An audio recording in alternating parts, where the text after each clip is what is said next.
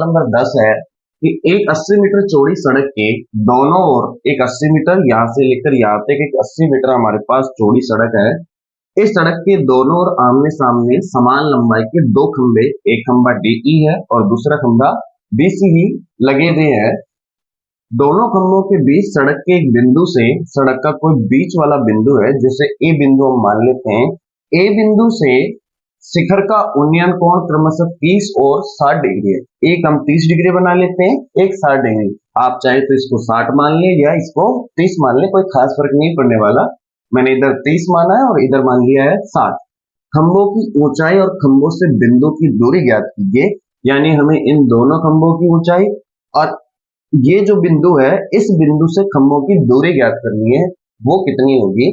तो मान लेते हैं प्यारे बच्चों, जैसा कि हम सवाल में करते आ रहे हैं, ये वाली दूरी, ये वाली जो ऊंचाई है इसको हमने h मान लिया, साथ ही साथ इस वाली ऊंचाई को हम प्यारे बच्चों क्या मान सकते हैं, h। तो यहां हम लिखेंगे माना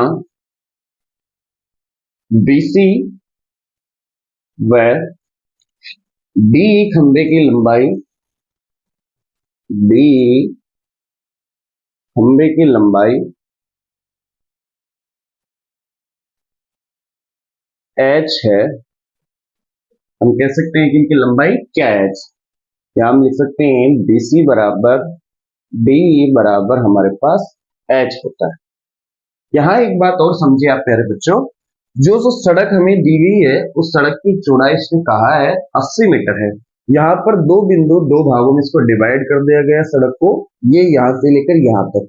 मैं मान लेता हूं कि इसके एक तरफ की जो साइड है, जैसे ये वाली साइड, इसको अगर मैं x मानूंगा तो ये वाली साइड मेरे पास क्या हो जाएगी प्यारे बच्चों, टोटल जो चौड़ी सड़क है उसमें से x की बाकी हम निकाल देंगे, तो ये वाली साइड हमारे पास 80 माइनस x और ये वाली साइड हमारे पास क्या हो जाएगी x।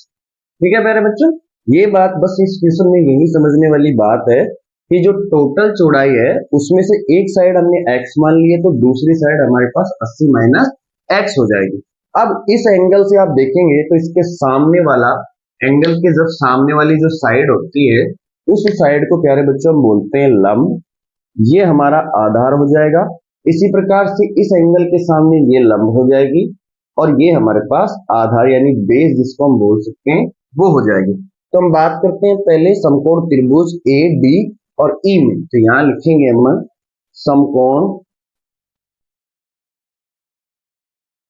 त्रिभुज ए डी व ई में, ए डी व ई में, ए डी ई में हम क्या निकाल रहे हैं, हम लंब निकाल रहे हैं किसके सापेक्ष, आधार के सापेक्ष। और हम ये जानते हैं कि लंब जब आधार के सापेक्ष त्रिकोणमिति रेशियो में हम देखते हैं तो हमें साइन कोस और टेन का मिलता है, यानी टेन बराबर हम लिख सकते हैं लंब अपॉन आधार।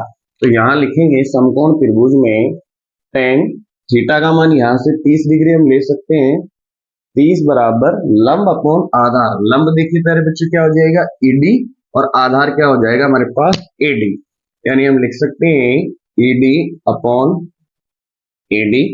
टेन 30 का मान आप जानते हैं 1/√3 होता है, जैसा कि हम हर क्वेश्चन में करते आ रहे हैं, बराबर ईडी का मान प्यारे बच्चों हमारे पास h है और एडी का मान हमने क्या मान लिया है x।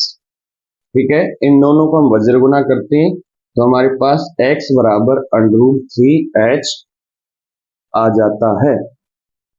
ठीक है प्यारे बच्चों, अब हमें केवल h की आवश्यकता है, तो h को यहां हम रख देंगे तो हमारे पास x √3 नीचे आ जाएगा और h बराबर हमारे पास हो जाएगा x अपॉन में √3। इसको हम मान लेते हैं समीकरण नंबर 1। इसी प्रकार से अगले त्रिभुज में करते हैं जो कि हमारे पास ए बी और सी के रूप में। तो मैं इधर कर देता हूं त्रिभुज ए बी व सी में। यहां भी प्यारे बच्चों आपको लंब निकालना है किसके सापेक्ष, आधार के सापेक्ष। तो हम लिखेंगे लंब अपॉन आधार हमें टेन में मिलता है, तो यहां हम लिख देंगे टेन, थीटा का मान अब के बाद 60 डिग्री बराबर लंब हमारे पास हो जाएगा